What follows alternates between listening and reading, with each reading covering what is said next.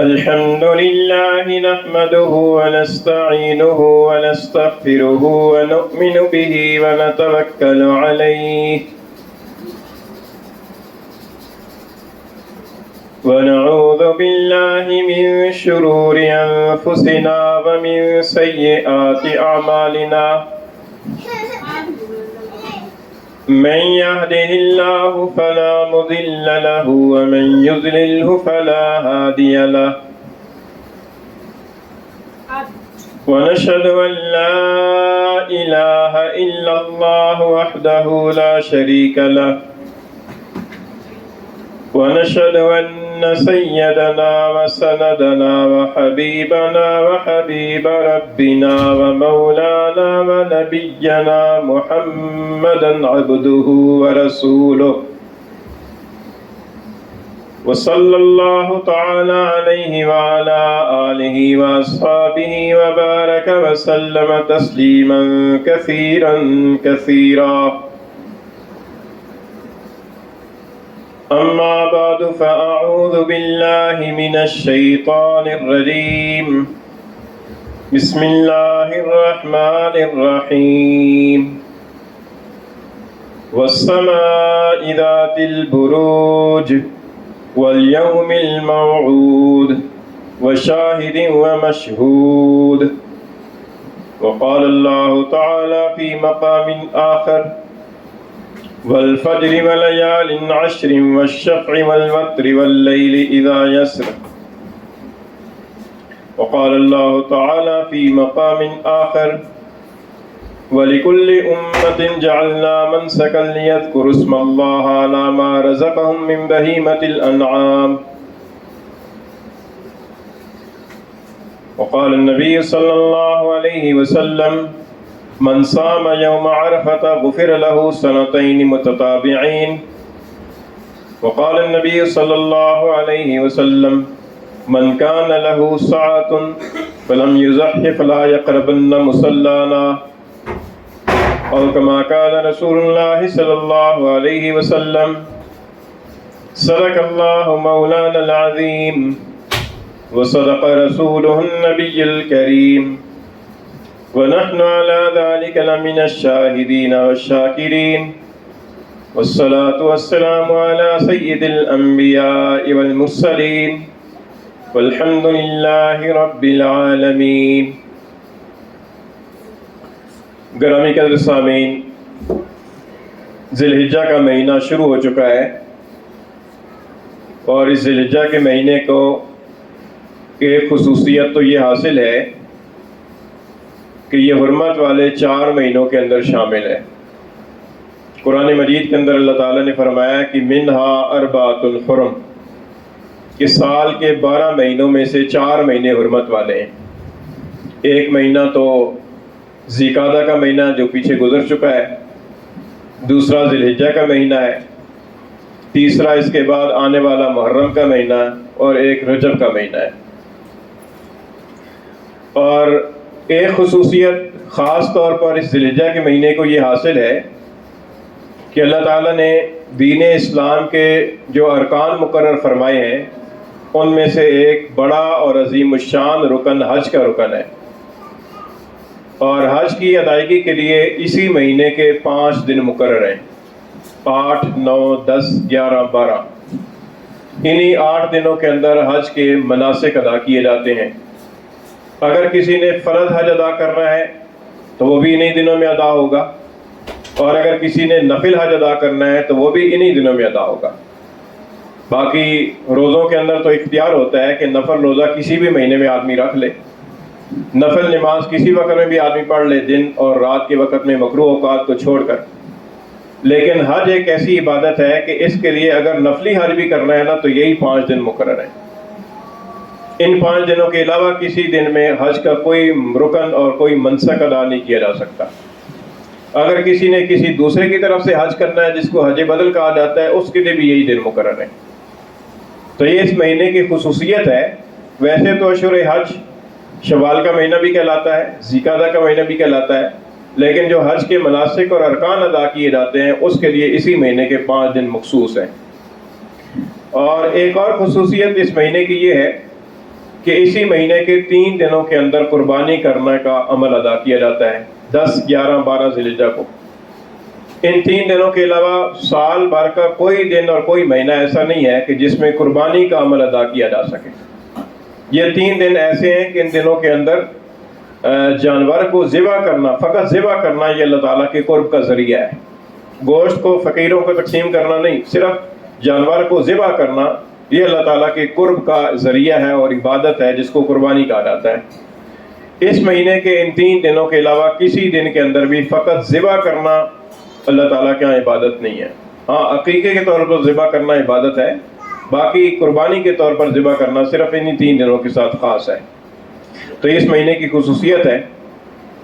تو لہذا اس مہینے کے پھر ایک خصوصیت اس مہینے کی یہ ہے کہ اس مہینے کے جو پہلے 10 دن ہیں اور 10 راتیں ہیں، ان کے بارے میں اللہ تعالیٰ نے قسم کھائی ہے، فرمایا کہ والفجر ولیال عشر، فجر کی قسم اور 10 راتوں کی قسم۔ علماء نے فرمایا ہے کہ اللہ تعالیٰ نے قرآن مجید کے اندر جن جن چیزوں کی قسم کھائی ہے، ان قسموں کھانوں کے اندر اللہ تعالیٰ کی طرف سے 2 باتیں بتائی گئی ہیں۔ ایک تو اللہ تعالیٰ نے جن چیزوں کی قسم کھائی ہے، یا تو وہ بہت زیادہ مفید ہے، فائدہ مند ہے انسان کے لیے، اس لیے اللہ تعالیٰ نے ان کی قسم کھائی ہے، اور یا وہ چیزیں بڑی عظمت والی ہیں، بہت فضیلت اور برکت والی ہیں، اس لیے اللہ تعالیٰ نے ان کی قسم کھائی ہے۔ تو یہ جو اللہ تعالیٰ نے فجر کی قسم کھائی ہے، تو فجر کا جو وقت ہے یہ بڑی برکت والا وقت ہے۔ سحری کے وقت سے لے کر، یعنی جس وقت رات کا پچھلا پہر جس کو کہا جاتا ہے، اور آپ سمجھیں کہ رات کا آخری چھٹا حصہ، اس وقت سے لے کر جو تہجد کا وقت ہوتا ہے، اور جس وقت میں روزہ رکھا جائے تو سحری کھائی جاتی ہے، اس وقت سے لے کر تو سورج کے طلوع ہونے تک کا جو وقت ہے، بلکہ اس کے بعد بھی اشراق کے وقت تک، یہ جو دورانیہ ہے روزانہ 24 گھنٹے کے اندر، یہ دورانیہ بڑا بابرکت وقت ہے۔ اس کے اندر انسان اگر اللہ تعالیٰ کی طرف رجوع کرے، اللہ تعالیٰ کی حضور میں عبادت کرے، اللہ تعالیٰ کا ذکر کرے، اللہ تعالیٰ سے مناجات کرے، تو یہ بہت خاص اور خاص وقت ہے۔ اللہ تعالیٰ نے اس وقت کی قسم کھائی ہے کہ فجر کا وقت بڑا بابرکت ہے۔ ولیال عشر، 10 راتوں کی قسم کھائی ہے۔ 10 راتوں سے مراد یہی ذی الحجہ کے عشرے جو پہلی 10 راتیں ہیں، یعنی چاند رات سے لے کر، جب ذی الحجہ کا چاند طلوع ہوتا ہے، اس رات سے لے کر عید کا دن آنے سے پہلے کی جو رات ہے، جس کو عید رات کہا جاتا ہے، اس رات تک یہ جو 10 راتیں ہیں، حدیث شریف میں آتا ہے کہ ان 10 راتوں میں سے ہر رات کی عبادت شب قدر کی عبادت کے برابر ہے، اور یہ جو 10 دن ہے یہ بھی بڑے برکت دن ہے، یہ بھی اس مہینے کی خصوصیت ہے۔ پھر یہ جو 9 ذی الحجہ کا دن ہے، اس کو یوم عرفہ کہا جاتا ہے۔ اس کی ایک فضیلت تو یہ ہے کہ حج کا جو بڑا رکن ہے، عظیم الشان رکن، جس کو وقوف عرفات کہا جاتا ہے، وہ اسی دن کے اندر ادا کیا جاتا ہے۔ یعنی سارے حاجی جو لاکھوں کی تعداد میں ہوتے ہیں، سب حجاج کرام کے لیے یہ ضروری ہے کہ وہ 9 ذی الحجہ کے دن میدان عرفات کے اندر پہنچے۔ اگر کوئی حاجی 9 ذی الحجہ کو میدان عرفات میں پہنچنے سے رہ گیا، اس کا حج فوت ہو گیا، اب اس کا حج ادا ہی نہیں ہو سکتا، اگلے سال پھر کرنا پڑے گا، کیونکہ اس کا کوئی متبادل نہیں ہے، کوئی بدل نہیں ہے۔ اسی لیے اہل علم حضرات نے قرآن و حدیث کی نصوص کے اندر غور فکر کر کے اگلی جو رات ہے اس کو بھی ذی الحجہ کے 9 ذی الحجہ کے ساتھ ملحق کیا ہے۔ چنانچہ فرمایا ہے کہ یہ وقوف عرفات کا جو دن ہے، یہ 9 ذی الحجہ کے زوال سے لے کر، اصل وقت تو 9 ذی الحجہ سے لے کر 9 ذی الحجہ کے غروب آفتاب تک ہے، زوال سے لے کر غروب آفتاب تک، لیکن فرمایا کہ اگر کوئی غروب آفتاب کے بعد بھی میدان عرفات میں پہنچ گیا تو تب بھی اس کا فریضہ ادا ہو جائے گا، یہاں تک کہ اگلے دن یعنی صبح صادق 10 ذی الحجہ کی صبح صادق سے پہلے تک اس میدان عرفات میں تھوڑی دیر کے لیے بھی پہنچ گیا تو پھر بھی اس کا حج ادا ہو جائے گا۔ سننے میں آیا ہے کہ جو حجاج کرام کسی مرض کی وجہ سے یا کسی مشقت کی وجہ سے وہاں بے ہوش ہو جاتے ہیں، تو سرکاری طور پر ان کو ایمبولینس وغیرہ یا گاڑی کے اندر ہی ڈال کر میدان عرفات کے اندر پہنچایا جاتا ہے، کیونکہ بے ہوشی کی حالت کے اندر بھی یہ فریضہ ادا ہو جاتا ہے، تو کوشش ہوتی ہے کہ ان کا فریضہ ادا ہو جائے۔ تو یہ ایک خاص دن ہے 9 ذی الحجہ کا دن، کہ جس دن کو یوم عرفہ کہا جاتا ہے، کہ جس کے اندر حج کا ایک عظیم رکن ادا کیا جاتا ہے۔ لیکن وہ جو فضیلت ہے وہ تو حجاج کو حاصل ہوتی ہے، باقی جو مسلمان ہیں دنیا بھر کے اندر، ان کے لیے یہ فضیلت ہے کہ اس دن کے اندر اگر روزہ رکھا جائے تو سرور دو عالم صلی اللہ علیہ وسلم نے فرمایا کہ 2 سال کے گناہوں کا کفارہ ہو جاتا ہے، کہ 1 سال پچھلا اور 1 سال آئندہ۔ اور ایک روایت کے اندر آتا ہے کہ جو یوم عرفہ کے دن روزہ رکھے تو اس کے 2 سال مسلسل 2 سال کے گناہ معاف کر دیے جاتے ہیں، صغیرہ گناہ۔ تو یہ بہت بڑی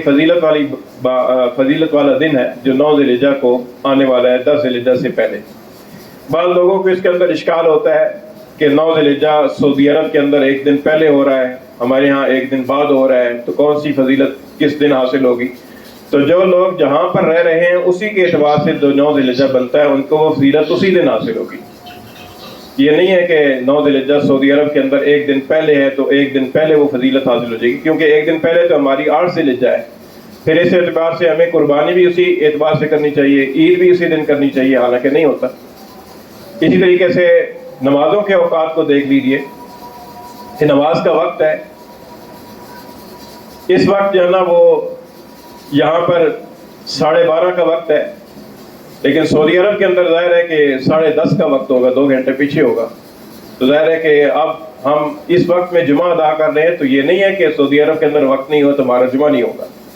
یا ہمیں جمعہ 2 گھنٹے لیٹ پڑنا چاہیے، ایسا نہیں ہے،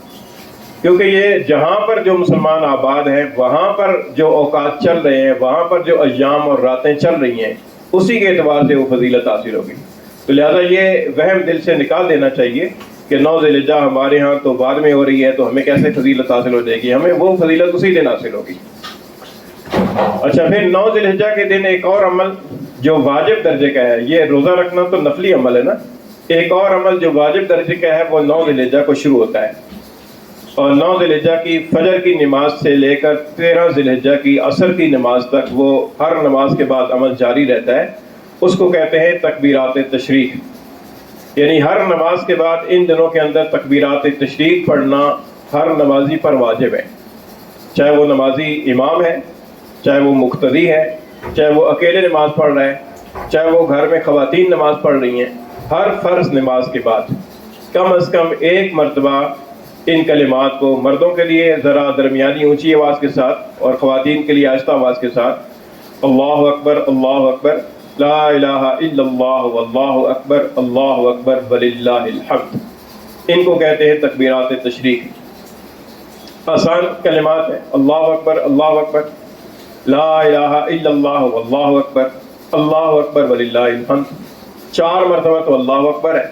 1 مرتبہ لا الہ الا اللہ ہے، 1 مرتبہ وللہ الحمد ہے۔ تو ان کلمات کو تکبیرات تشریق کہا جاتا ہے۔ یہ تکبیرات تشریق فجر کی نماز یعنی 9 ذی الحجہ کی فجر کی نماز سے لے کر 13 ذی الحجہ کی عصر کی نماز تک ہر فرض نماز کے بعد کم از کم 1 مرتبہ یہ تکبیرات تشریق پڑھنا واجب ہے۔ اچھا، پھر اس کے بعد جو اگلی رات آتی ہے 9 ذی الحجہ کا دن گزر جانے کے بعد، تو وہ عید رات کہلاتی ہے۔ عید رات کے بارے میں حدیث شریف میں آتا ہے کہ حضور نبی کریم صلی اللہ علیہ وسلم نے فرمایا کہ من قام لیلۃ العیدین محتسبا للہ لم یمت قلبہ یوم تموت القلوب، کہ جس آدمی نے عیدین کی دونوں راتوں کے اندر اللہ کی حضور میں اللہ کی رضا کے لیے قیام کیا، راتوں کو زندہ رکھا، اس آدمی کا دل اس دن نہ مرے گا جس دن اور لوگوں کے دل مردہ ہوں گے، یعنی قیامت کے دن۔ اس لیے اس رات کے اندر بھی خاص طور پر عبادت اور ذکر اذکار کے اندر اور گناہوں سے پرہیز کے ساتھ گزارنی چاہیے۔ پھر جو اگلا دن آئے گا اس کو یوم النحر کہا جاتا ہے، عید کا دن، عید الاضحیٰ کا دن کہا جاتا ہے۔ وہ جو عید الاضحیٰ کا دن ہوتا ہے، وہ عید الاضحیٰ کے دن کے اندر سب سے پہلا عمل جو ایک امتیازی عمل ادا کیا جاتا ہے وہ نماز عید ادا کی جاتی ہے، جو ایک اضافی نماز ہے، اور اس نماز عید کی ادائیگی کے لیے آنے سے پہلے جو مستحب اور مسنون اعمال ہیں ان کو اختیار کرنا چاہیے، مثلاً غسل کرنا اور نیا لباس پہننا، خوشبو لگانا، مسواک کرنا، عید کی نماز کے لیے جلدی آنا، اور عید کی نماز کے لیے آتے ہوئے درمیان میں آتے ہوئے راستے میں تکبیرات تشریق پڑھتے ہوئے آنا، واپسی پر جاتے ہوئے پڑھتے ہوئے جانا، یہ نماز عید واجب درجے کا عمل ہے۔ اس کے بعد جو دوسرے نمبر کا واجب درجے کا عمل ہے، جو اس دن کا ایک امتیازی عمل ہے، وہ عمل ہے قربانی کا۔ حضرت عائشہ رضی اللہ تعالیٰ عنہ فرماتی ہیں کہ حضور نبی کریم صلی اللہ علیہ وسلم نے فرمایا کہ ما عمل آدمی من عمل یوم النحر احب الی اللہ من احراق الدم، فرمایا کہ انسان عید الاضحیٰ کے دن جتنے بھی نیک اعمال کرتا ہے ان تمام نیک اعمال میں اللہ تعالیٰ کے ہاں سب سے زیادہ پسندیدہ عمل جانور کو ذبح کرنا ہے، اس کی گردن پر چھری چلا کر خون بہانا، یہ اللہ تعالیٰ کو سب سے زیادہ پسند ہے۔ چنانچہ علماء نے لکھا ہے کہ اگر کوئی آدمی عید الاضحیٰ کے دن 50,000 کا بکرا ذبح کر دے اللہ کے حضور میں، اس کے مقابلے میں دوسرا آدمی 5 لاکھ روپے صدقہ کر دے تو صدقہ کرنے والوں کو اتنا ثواب نہیں ملے گا جتنا ثواب اس بکرا ذبح کرنے والوں کو ملے گا، کیونکہ اللہ تعالیٰ نے ہر عمل کے اندر ایک خاص تاثیر رکھی ہے۔ جو تاثیر قربانی کا جانور ذبح کرنے سے جو انسان کے تربیت ہوتی ہے اور انسان کو جو روحانی ترقی ملتی ہے، وہ اس دن صدقہ کرنے سے حاصل نہیں ہوتی۔ صدقہ کرنے کا اپنا ایک ہے، اس کا تاثیر ہے، اس کا ایک عمل فائدہ ہے، لیکن اس دن کے اندر اللہ تعالیٰ کو قربانی کا عمل زیادہ پسندیدہ ہے۔ حضور نبی کریم صلی اللہ علیہ وسلم کو بہت زیادہ اہتمام تھا قربانی کا۔ آپ صلی اللہ علیہ وسلم نے ہر سال، حضرت ابن عمر فرماتے ہیں کہ مدینہ منورہ کے اندر 10 سال تک آپ نے قیام فرمایا اور ہر سال آپ نے باقاعدگی کے ساتھ قربانی کا جانور ذبح کیا، اور بلکہ آپ صلی اللہ علیہ وسلم نے 2 مینڈے ذبح فرمائے، اور 2 مینڈوں کے اندر فرمایا کہ ایک یہ میری طرف سے اور ایک ساری امت کی طرف سے۔ حضور نبی کریم صلی اللہ علیہ وسلم نے ساری امت کی طرف سے قربانی کا عمل انجام دیا ہے۔ بلکہ حج کے موقع پر تو حضور نبی کریم صلی اللہ علیہ وسلم نے انتہا فرما دی، آپ نے 100 اونٹ ذبح فرمائے۔ 100 اونٹ بہت بڑی تعداد ہے، 100 اونٹ۔ اور حضور نبی کریم صلی اللہ علیہ وسلم کی قربانی کے عمل کے ساتھ اشتیاق اور اس کے ساتھ لگاؤ کا اندازہ آپ اس سے لگائیے کہ حضور نبی کریم صلی اللہ علیہ وسلم نے 63 اونٹ اپنے دست مبارک سے نہر فرمائے۔ 63 اونٹ۔ آج کل کے تو جو پیشہ ور کسائی ہیں شاید وہ بھی ایک دن کے اندر اتنی تعداد نہ کرتے ہوں، لیکن حضور نبی کریم صلی اللہ علیہ وسلم نے اپنے دست مبارک سے ایک دن کے اندر 63 اونٹ نہر فرمائے، اور باقی 37 اونٹ حضرت علی رضی اللہ عنہ کے سپرد فرمائے کہ تم ان کو نہر فرماؤ۔ تو یہ حالانکہ قربانی کا جو واجب ہے وہ تو اونٹ کے اندر ایک حصہ رکھنے سے بھی ادا ہو جاتا ہے، 7واں حصہ ڈال دیا جائے تب بھی قربانی کا واجب ادا ہو جاتا ہے، لیکن یہ حضور نبی کریم صلی اللہ علیہ وسلم نے تعلیم دی ہے کہ قربانی اتنا اہم عمل ہے،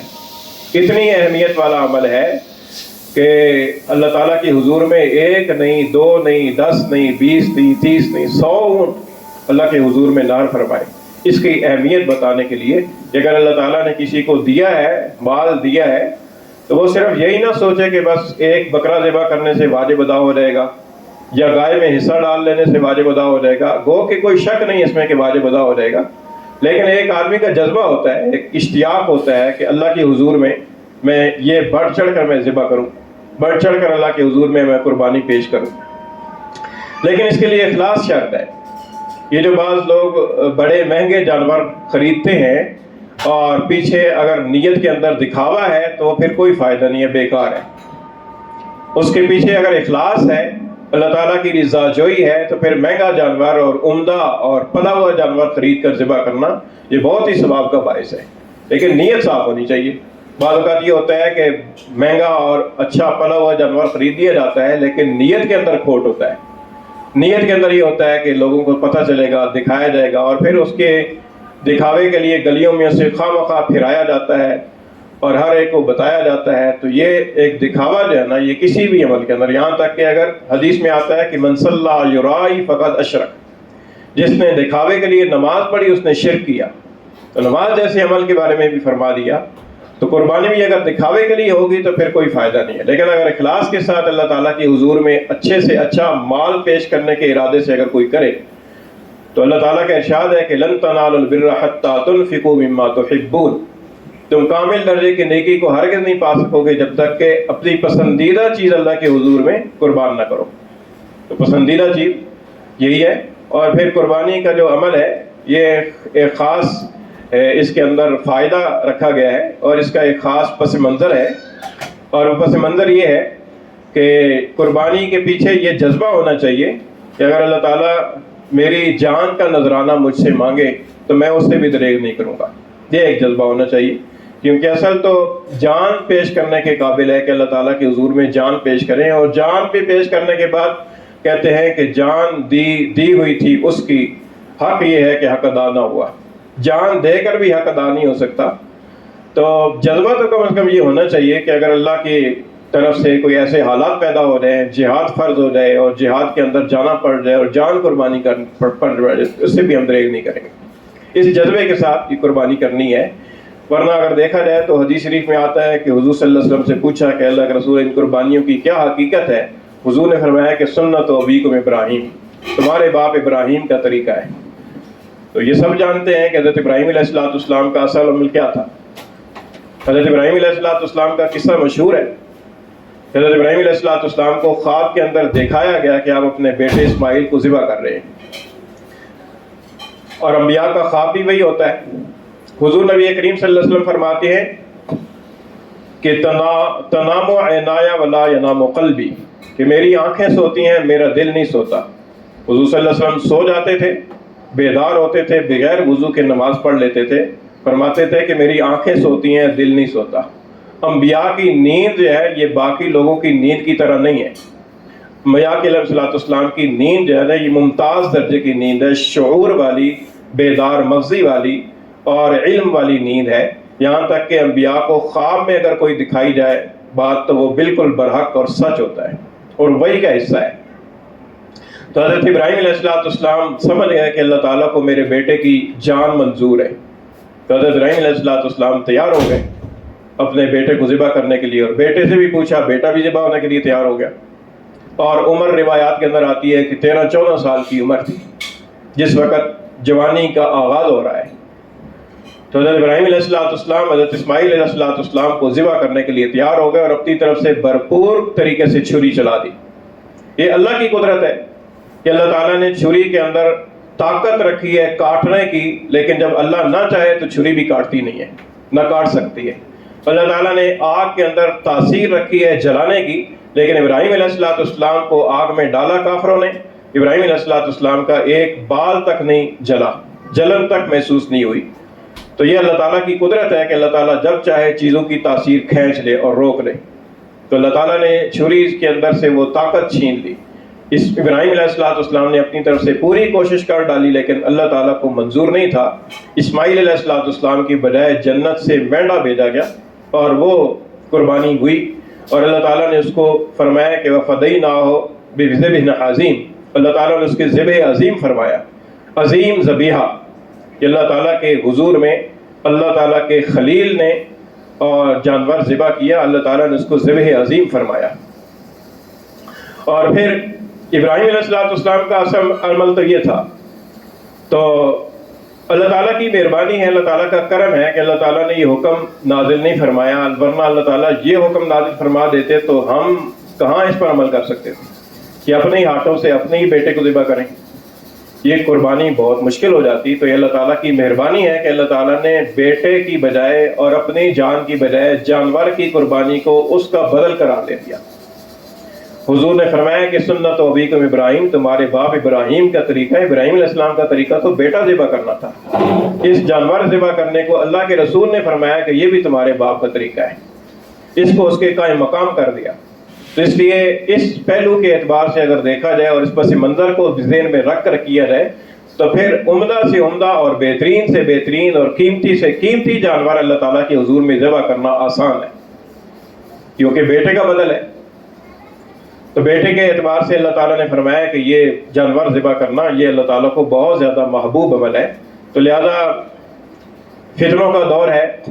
بعض لوگ اس کے اندر غلط فہمی کے اندر لوگوں کو ڈالنے کی کوشش کرتے ہیں کہ ایک ہی دن کے اندر لاکھوں کروڑوں جانور ذبح کر دیے جاتے ہیں، اتنا ہی پیسہ غریبوں کے اندر بانٹ دیا جاتا، کتنا فائدہ ہوتا، کتنوں کے گھر چل جاتے، کتنوں کے کچن چلتے، کتنی بچیوں کی رخصتی ہو جاتی. یہ سب فضول باتیں ہیں. اللہ تعالیٰ کا حکم ایک طرف اور ساری دنیا جہان کی منطق ایک طرف. ہمارا تو کام یہ ہے کہ ہم بندے ہیں، اللہ تعالیٰ کے حکم کے سامنے سر تسلیم خم.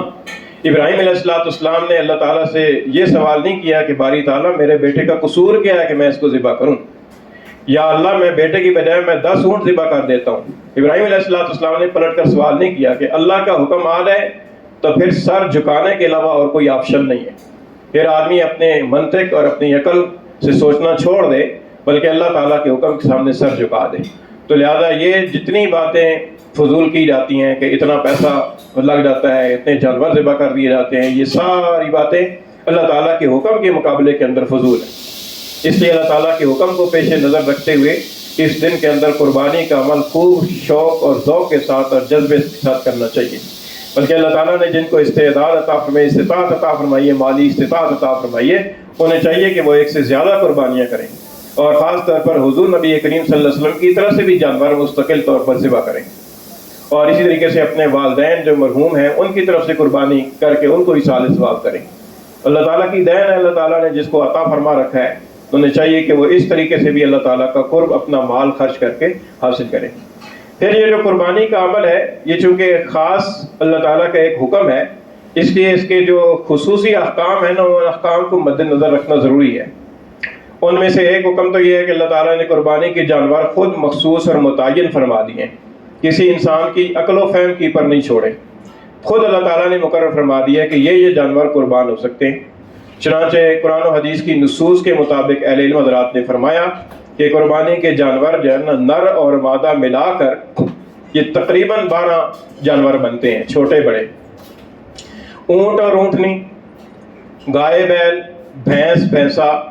بکرا بکری، دمبا دمبی، بھیڑ مینڈا،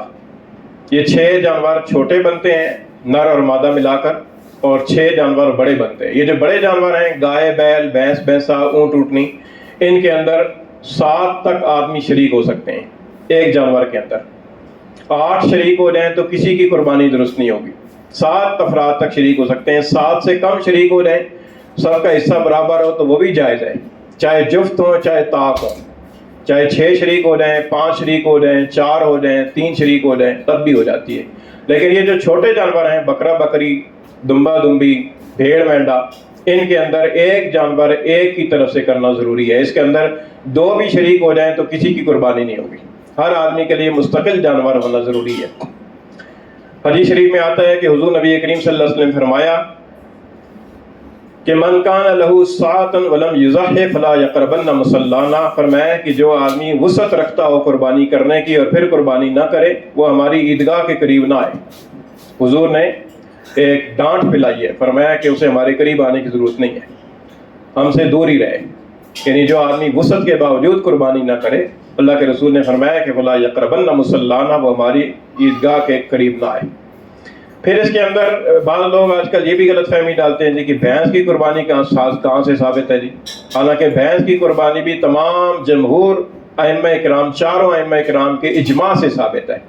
کہ بھینس کی قربانی بھی درست ہے، کیونکہ بھینس کا بعین ہی وہی حکم ہے جو گائے کا حکم ہے۔